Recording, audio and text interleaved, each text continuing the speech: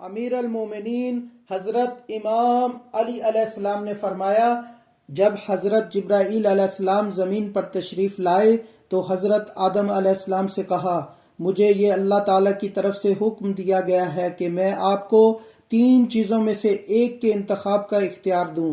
حضرت آدم علیہ السلام نے پوچھا، وہ 3 چیزیں کیا ہیں؟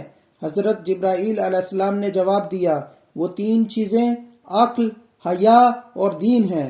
حضرت آدم علیہ السلام نے عقل کو انتخاب کر لیا۔ حضرت جبرائیل علیہ السلام نے دین اور حیا سے کہا کہ تم واپس جاؤ اور عقل کو چھوڑ دو۔ دین اور حیا نے کہا، اے جبرائیل، ہمیں بھی حکم دیا گیا ہے کہ ہم عقل کے ساتھ رہیں۔ حضرت جبرائیل علیہ السلام نے فرمایا، ٹھیک ہے، اور آپ آسمان پر واپس تشریف لے گئے۔ اس حدیث سے ثابت ہوا کہ حیا اور دین عقل کے ساتھ ہیں۔ اگر عقل نہیں تو پھر انسان کا واسطہ حیا سے رہتا ہے نہ دین سے۔